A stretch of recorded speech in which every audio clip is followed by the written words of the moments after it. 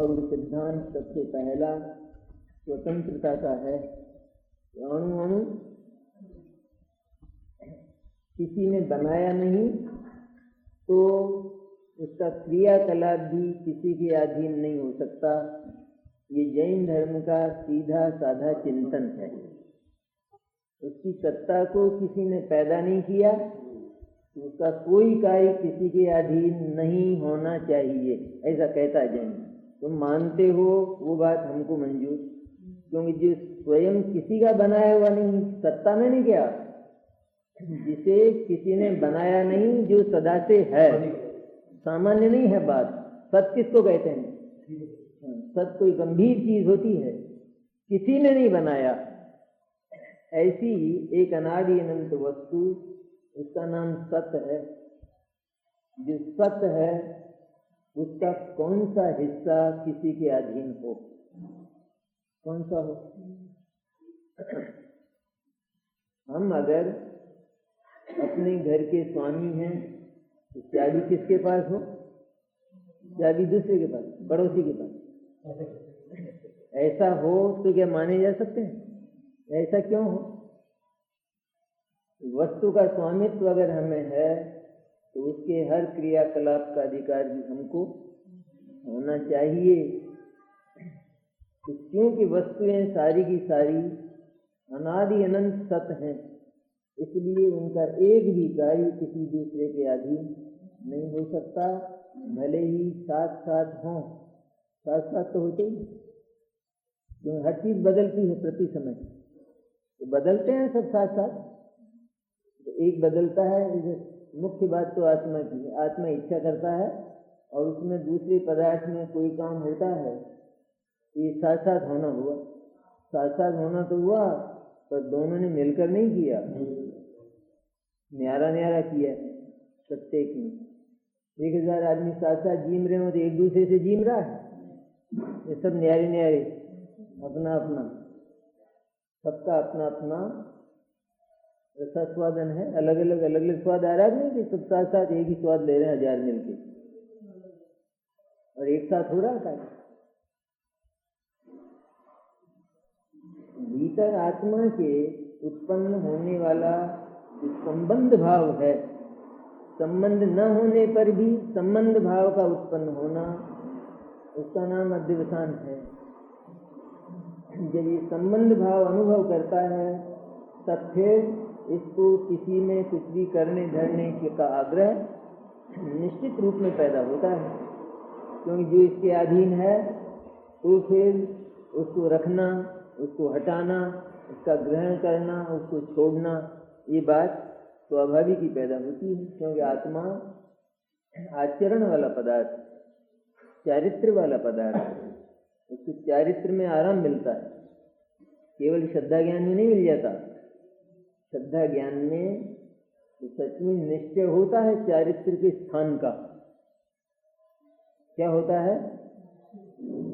चारित्र का स्थान तलाश किया जाता है, देखा जाता है, यहाँ आना है मुझे। श्रद्धा ज्ञान में क्या होता है? मुझे यहाँ आना है और संपूर्ण रूप से सदा के लिए यहीं रहना है। अब तक मैं यहाँ नहीं था, काफी दूर निकल गया था।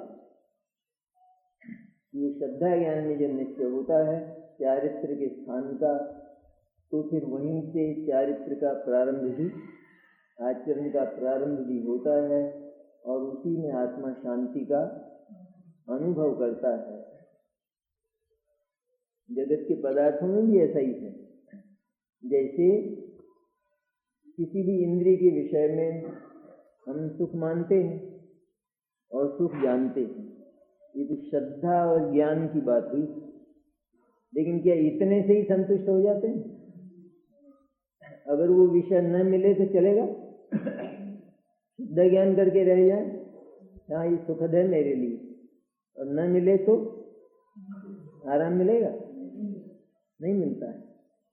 इसलिए श्रद्धा और ज्ञान सचमुच आचरण के लिए, चारित्र के लिए ही होते हैं, और श्रद्धा और ज्ञान के होते ही चारित्र का प्रारंभ होता है, किंचित होता है, भले एक ही कदम रखा हो पर हो तो गया नहीं। उन्मार्ग से लौटकर, विपथ से लौटकर अपना जो पथ है उस पर एक ही चरण रखा हो, शुरू नहीं हुआ और अभी एक एक चरण करके बढ़ेगा, यूं चला जाएगा एकदम, सारा रास्ता एकदम होगा पार नहीं होगा। लेकिन श्रद्धा और ज्ञान में सारा रास्ता एक ही दम पार होता, उसमें फर्क नहीं पड़ता। मेरा गंतव्य वहां है, इसमें क्या टुकड़े करना पड़ेगा? मुझे वहां पहुंचना है, इसमें टुकड़े की आवश्यकता नहीं है। लेकिन पहुंचने में कदम कदम है, एक साथ नहीं पहुंच सकता। तो श्रद्धा और ज्ञान के साथ यदि आचरण का प्रारंभ न हो और वो शांति न मिले तो इसमें क्या जाना? आत्मा जब संपर्क होता है ना इंद्रिय के विषय का, तो उसका जो स्वाद होता है उसी में तो आनंद आता है इसको।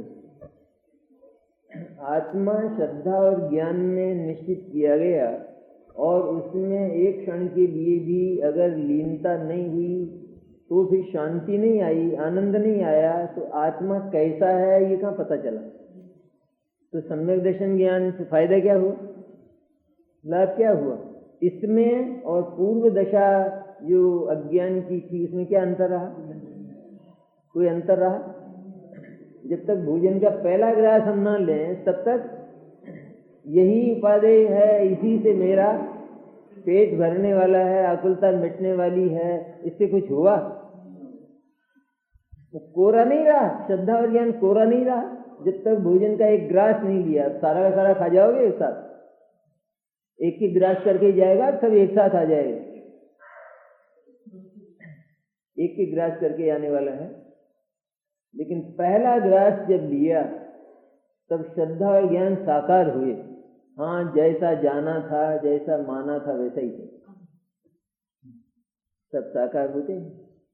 इसलिए क्योंकि यहाँ भी जो अज्ञान दशा है वहाँ भी मिथ्या दर्शन, मिथ्या ज्ञान और मिथ्या चारित्र तीनों साथ हैं और एक समय में होते हैं। तीन समय नहीं, तीनों का एक समय है। तो इधर जब मोक्ष मार्ग प्रारंभ होता है तो यहाँ पर टुकड़े हो जाएंगे। अरे इन तीनों की परम मैत्री है, सम्यक दर्शन ज्ञान चारित्र की। हाँ, ये अलग है बात, क्योंकि सारे गुण स्वाधीन हैं, इसलिए सब अपनी अपनी पात्रता से पूरे होते। सबका एक साथ पूरा होना, सब एक साथ पूरे हो जाएं तो साधक दशा न बने। साधक दशा न बने तो फिर मिथ्यात्व या सिद्ध दशा दो ही बनती और तीसरी बनती नहीं। बनेगी मिथ्यात्व से एकदम सिद्ध दशा की कल्पना करना पड़ेगा। बीच में सम्यक दर्शन हो कोई वो नहीं, वो कैसे चलेगा? वो तो अधूरा काम हो। मिथ्यात्व और सिद्ध दशा, बीच में कोई मार्ग नहीं रहता है। और मिथ्यात्व का अंत तब तक नहीं हो सकता कि जब तक जाना न जाए। प्रारंभ होगी साधक दशा, ये चलेगा कैसे? जब तक पहले ज्ञान में ये निश्चय न करेगा तब तक चलेगा कैसे? कदम कैसे रखेगा? इसलिए साधक दशा तो, और साधक दशा एक सुंदर मनोविज्ञान है, वो तो छूमंतर हो गया एकदम। यहाँ से सीधा कुछ जैसे बीच का कोई मार्ग ही नहीं है। 16 वर्ष पापड़ बेले कॉलेज में, तब जाके फिर तो मजिस्ट्रेट, जज, कलेक्टर यूं कहते हैं पैदा हुआ चलो बना दो कलेक्टर इसको, तो वो होता नहीं। इसलिए एक बड़ा सुंदर है, ये जीवन का एक क्रम है बड़ा सुंदर। जैन धर्म में मुख्य बात ही यही है। ऐसा नहीं है कि किसी ने दिया और झट बैकुंठ, वो नहीं है। यहाँ तो स्वयं आत्मा परिश्रम करे, अपने क्रम से परिश्रम करता है, उसमें जीवन का विकास होता है और फिर जीवन का पूर्ण विकास, ये क्रम है। मन को पसंद आने वाला। किसी को एकदम हो जाओ तुम तो साहब एकदम कैसे हो जाए? धीरे धीरे अपने प्रयत्न के अनुसार विकास होता है। तो बंध का मूल कारण क्या कहा? आत्मा और ये संपूर्ण विश्व, ये पूरे के पूरे अलग अलग स्वतंत्र और निरपेक्ष होने पर भी आत्मा अपने भीतर अन्य पदार्थ के साथ संबंध का अनुभव करता है। इसका नाम है बंध। ये भीतर से बंधा पहले, तब बाहर बंधन होता। भीतर अगर बंधन ना हो तो बाहर बंधन कभी नहीं हो सकता, कभी नहीं हो सकता। अन्याय हो जाएगा अगर भीतर बंधन ना हो। इसका बंधन क्या रहा? सारे ही पर हैं, स्वयं इसकी सत्ता के अतिरिक्त अन्य सब पर हैं, उन पर इसका कोई अधिकार नहीं। ये क्या करता है? ये उनके साथ बलात् संबंध स्थापित कर। संबंध नहीं होता, संबंध होता है? नहीं होता, लेकिन ये संबंध स्थापित करता है। जैसे लोक में जो अनाचारी हैं उनका संबंध है कोई जगत की संपत्ति के साथ, लेकिन वे संबंध स्थापित करते हैं भीतर। अपने को तो लेना है किसी भी तरह। ये संबंध स्थापित किया भीतर, तब बाहर वैसा आचरण होता है और तब वे दंडित होते। तो एकमात्र अनुसंधान कैसा जबरदस्त है जैन धर्म का। बात छोटी सी, आत्मा अचेतन तक, चेतन तो अन्य है ही, लेकिन अचेतन पदार्थ जो इससे न्यारे हैं और जो कभी भी इसके अध्यवसान की शिकायत नहीं करते किसी को कि देखिए ये हमको अपना मानता है ये आत्मा, ऐसा कभी उद्गल धर्म अधर्म आकाश और काल ने बोला? शिकायत की भगवान के पास आगे की? तो कल्पना में लड़ाई कराई हो अपन ने तो कर्म गया भगवान के पास, और लेकिन ऐसा कभी हुआ? शिकायत नहीं की ना। शिकायत न करने पर भी इसने कुदरत के कानून का उल्लंघन किया, क्योंकि जो प्रकृति है वो आजादी की बनी हुई है। तुमने इस प्रकृति की आजादी में व्यवधान पैदा किया है। यद्यपि कुदरत परतंत्र नहीं हुई, प्रकृति वो परतंत्र नहीं हुई, पर तुमने उसकी स्वतंत्रता के हनन की चेष्टा की। स्वतंत्रता की हत्या नहीं की है, वो तो होती नहीं। तुमने हनन की चेष्टा की है, इसलिए अपराधी हो। लोक में भी इंटेंशन की सजा होती है, काम की होती है। इंटेंशन की होती है, ये कार्य की होती है। पहले क्या हुआ था? अंग्रेजों के जमाने में क्या होता था? स्वतंत्रता प्रिय जो लोग थे भाषण ही तो देते थे, और क्या करते थे? एक सभा आयोजित की और उसमें भाषण दिया और अरेस्ट हो गए। क्यों था? इसमें क्या हुआ? इसमें एक पत्ता भी तो नहीं हिला है। तो क्या हुआ? तो इसी में सारे अनर्थ छिपे हैं। हमारे इस शासन का जो अवसान है वो तुम्हारे भाषण में है, इसलिए तुमको। और हुआ तो कुछ भी नहीं करता, जरा सा एक पत्थर भी नहीं इधर उधर फेंका गया। इसी तरह यहाँ स्वतंत्रता की हत्या नहीं होती, पर आत्मा जगत की स्वतंत्रता और अपनी स्वतंत्रता की हत्या का प्रयत्न करता है। यह बहुत बड़ा उल्लंघन है कानून का, इसलिए वो बंधता है। भीतर हुआ बंधन वो मूल है। ये अनुसंधान जैन धर्म का। संबंध न होने पर भी, किसी के साथ संबंध नहीं, किसी के पैसे के साथ नहीं, किसी की संपत्ति के साथ नहीं, किसी के परिवार के साथ नहीं, और संबंध बना ले, बन सकेगा? बना के देख ले एक बार। किसी के साथ संबंध अनैतिक संबंध कहलाएंगे तो, और अनैतिक संबंध दंड के लायक होते। जो अचेतन है वो अपने में मस्त है, एक एक परमाणु सदा से अपनी सीमा में रहकर मस्ती से अपना काम करता है। किसी से मिलता है आज़ादी से मिलता है, बिछुड़ता है आज़ादी से। ये सब उसकी क्रियाकलाप, उसकी केलियां हैं, जीवन की क्रीड़ाएं हैं उसकी। इसमें आत्मा दखल देने की चेष्टा करता है। जिस शरीर के परमाणु को जब जाना हो ले जाएंगे बराबर, समझाते हैं हमारा ट्रांसफर हो गया। ये कहता कैसे जा सकते हो तुम, मैंने तो पाला पोसा है और ये खिलाए पिलाए, इसका क्या होगा। ये कहते हैं तुमने कुछ नहीं किया है, तुमने किया नहीं है कुछ, इसीलिए हम जाते हैं। वास्तव में अगर तुमने कुछ किया होता तो हम इतने कृतज्ञ नहीं हैं कि हम चले जाते, लेकिन तुमने कुछ किया ही नहीं है इसलिए हम जाते हैं। कहता कैसे जा सकते हो, किसकी विजय किसकी होती है, ये भी अपन ने देख लिया कि विजय इस अचेतन की होती है, चेतन की विजय नहीं होती, क्योंकि सृष्टि में नीति है, न्याय है। यहाँ अगर वास्तव में जड़ उस चेतन का कृतज्ञ होता, उसका एहसानमंद होता, तो शरीर जरूर इसकी बात मान लेता कि चलो ठीक है तुम दूसरी व्यवस्था कर लो, इतने में रह जाता हूँ, अच्छी व्यवस्था कर लो मेरे से भी अच्छी। पर वो नहीं रहता है। तो भीतर ये जो संबंध भाव की अनुभूति है, इसका नाम है अध्यवसाय। मैं बचाता हूँ, मारता हूँ, दुखी करता हूँ, सुखी करता हूँ। तो सबसे पहले ये बता, जीव का जीवन तेरे अधिकार में है। तब तो ये मारने बचाने की, दुखी सुखी करने की बात कर, अथवा जो मानते हो उसका प्रयोग करके बताओ। कितने जीवों को सुखी किया तुमने और अभी कितने बाकी हैं।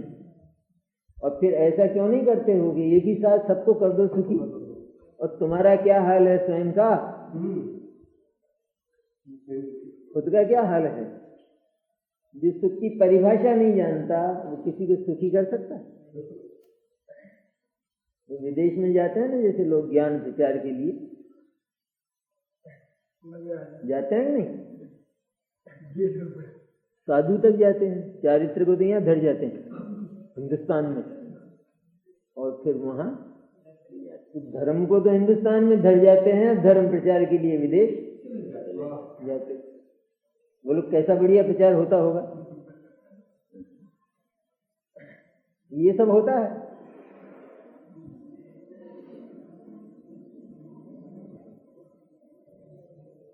तो निश्चय करने की है ना बात मुख्य। तो इसमें आत्मा का बहुत बड़ा पुरुषार्थ सुरक्षित रह जाता है, पुरुषार्थ की विफलता बच जाती है। क्योंकि केवल अपने भीतर उत्पन्न होने वाला जो ममत्व है, जो एकत्व है, जो स्वामित्व का भाव है, बस वही बंद है स्वयं। क्योंकि वो अब भीतर ही भीतर जगत के अनंत पदार्थों से बंधा है, उनके कर्तृत्व से बंधा है। मैं क्या नहीं कर सकता हूँ, ये भाव, इसका नाम अध्यवसान। सब कुछ कर सकता हूँ, ये अध्यवसान है। इससे वो बंधा है भीतर ही भीतर। तो यही एकमात्र बंधन है। बाहर के 8 कर्मों के बंधन भी इस अध्यवसान के परिणाम हैं। क्योंकि ऐसे शैतान को बंधन ना हो तो क्या भले आदमी को हो? किसको होंगे बंधन? शैतान को। जो शैतान है सचमुच, ये अध्यवसान शैतान है देवत्व के भीतर। आत्मा तो देव है ना, साक्षात पवित्र, और उसके भीतर ये शैतान, अध्यवसान का शैतान निरंतर उद्यम करता है। कर सकता हूं मैं, ये जब कर सकने की बात सारे जगत का अनुसंधान करे तो कहीं भी नहीं मिलती है। क्या करे? जैसे आत्मा अपने में क्या करे? आत्मा को देखे तो आत्मा अपने में क्या करे? क्या करे? कुछ करे? कुछ कमी हो तो कुछ करे। जब आत्मा को देखा जाए तो आत्मा तो हमेशा पूरा का पूरा मिलता है, तो क्या करे उसमें? अब जगत को देखे तो उसमें क्या करे?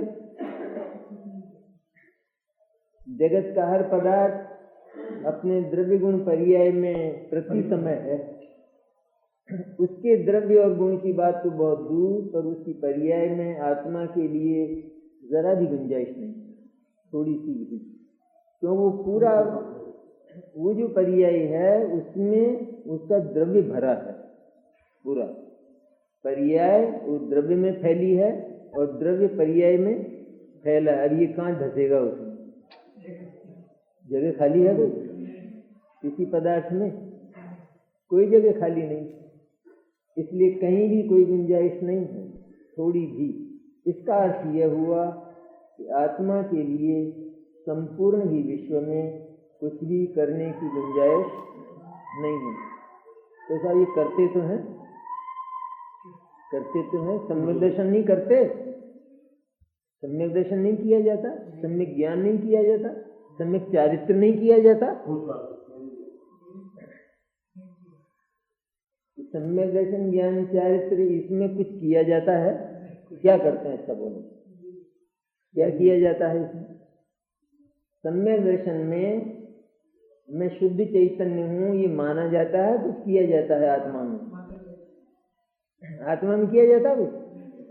क्या किया आत्मा में? असंख्य प्रदेशी अनंत गुणात्मक आत्म तत्व, उसने क्या किया?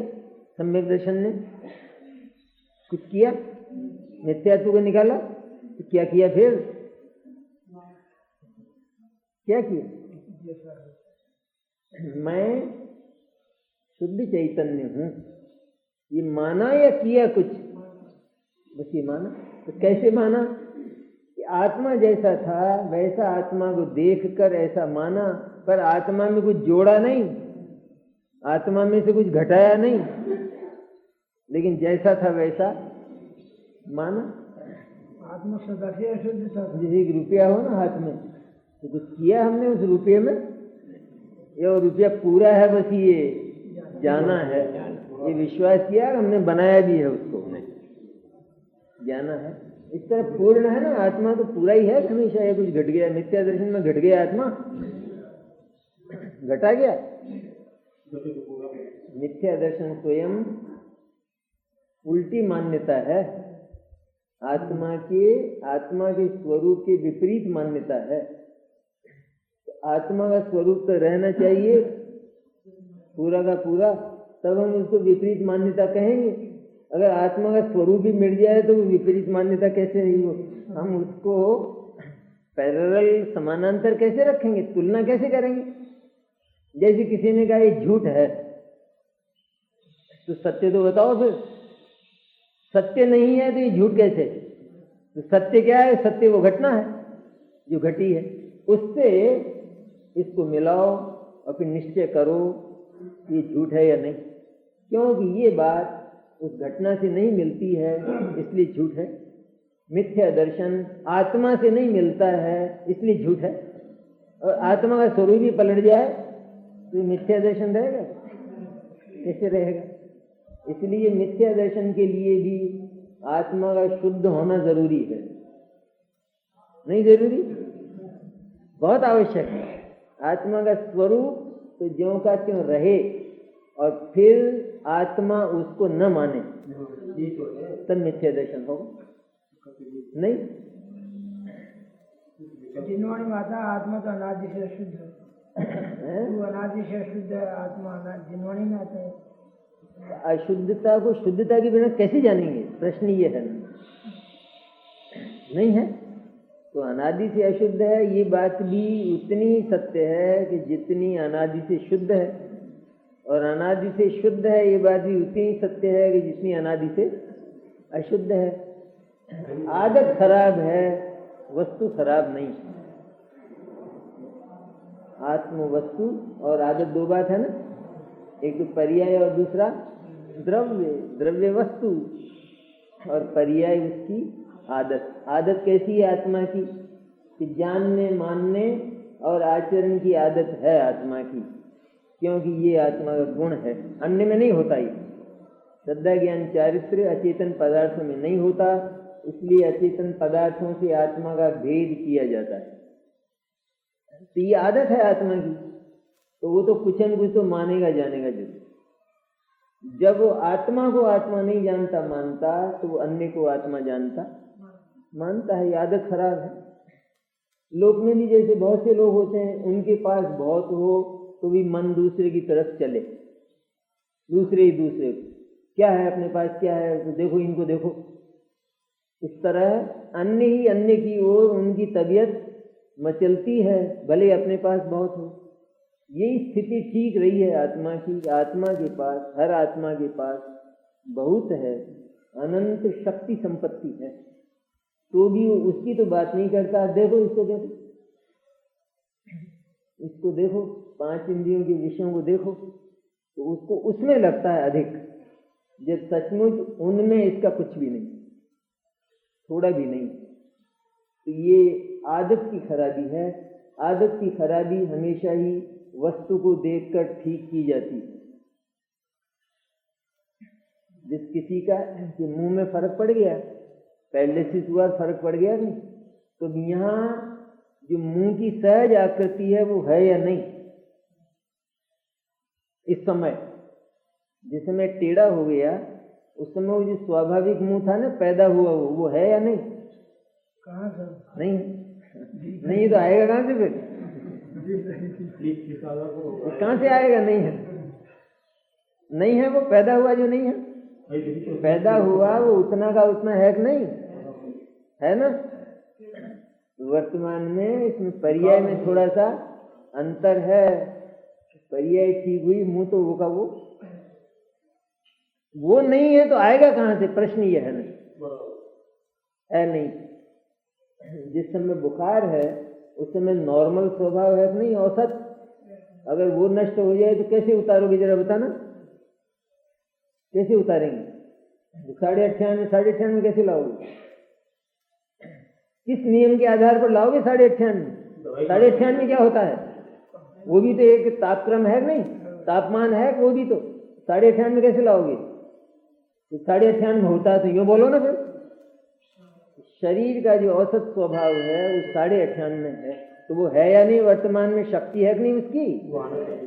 नहीं है तो कैसे उतारोगे? उतारोगे तो यहाँ ले आओगे 90, उतारते उतारते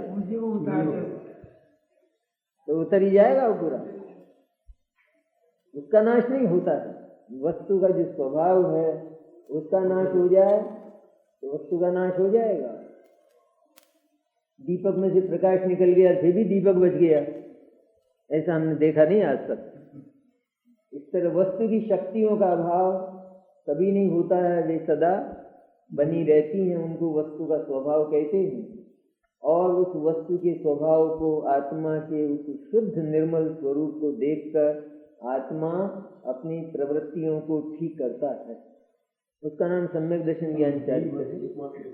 मैं तो ऐसा नहीं हूँ, मेरा तो किसी से संबंध नहीं है, ऐसा जानकर सर्व संबंध तोड़कर मैंने कल्पित संबंधों को तोड़कर, यथार्थ संबंध नहीं, यथार्थ संबंध तो बनता ही नहीं, लेकिन जो कल्पित संबंध स्थापित किए थे उनको तोड़कर केवल आत्मा के साथ अपना संबंध अनुभव करता है। केवल मैं ही मेरा हूँ, अन्य कोई मेरा नहीं है, ऐसा जब ये अनुभव करता है तो उस पहली अनुभूति का नाम सम्यक दर्शन और सम्यक ज्ञान और आचरण का पहला कदम है। ये होता है तो वस्तु होनी चाहिए ना। अपना प्रकरण क्या है खास? तो वस्तु तो सदा अपने स्वरूप को लेकर ज्यों की त्यों होना ही चाहिए। तब उसको देखकर हम अपनी आदत को ठीक कर सकते हैं। अगर वस्तु का स्वभाव स्वीकार नहीं करे तो एक कपड़ा नहीं धोया जा सकता। कोई कपड़ा धोकर बता दे। अगर स्वभाव, हम कैसे कह देते हैं कि ये साफ हो गया? कैसे कहते हैं? क्योंकि उसके असली स्वरूप का पता है ना।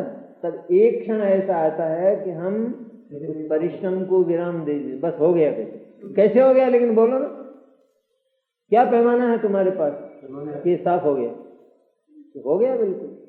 ये अपने स्वरूप में, वरना धोती जाए तो फटेगा नहीं, फिर फट जाएगा। और उस स्वरूप का अगर पता ना हो तो फिर आधा धुलेगा। हो गया कहते हैं। लेकिन वो तो एक ध्रुव चीज है स्वरूप, उसको देखकर आदतों को, इतना सा जैन धर्म है। आत्मा एक पवित्र वस्तु है, आदतें खराब हो गई हैं, उस वस्तु को देख देख कर आदत को सुधारो। और क्या, ये मुंह पर जो होली के दिनों में वो पोत देते हैं ना रंग और कीच, तो मिटाते कैसे हो जरा बताना, कैसे मिटाते? कांच में देख के। तो कांच में देख कर खुरसते ही क्यों नहीं रहते हो दिन भर? कि बस अब मिट गया। कैसे मिट गया? लेकिन कैसे कहते हो मिट गया? खुरते हो ना अभी, और मालूम है ना हमको। अब वो स्वरूप, अच्छा वो कहीं चला गया था? वो उसके भीतर था, चला गया था कहीं भीतर ही? ज्यों का त्यों था, ज्यों का त्यों था। केवल पर्याय की एक विकृति थी, वो द्रव्य को खराब नहीं करती है, चली जाती है और द्रव्य अपनी सहज अवस्था में आ जाता है। सहज अवस्था का नाम सम्यक दर्शन ज्ञान और चारित्र है।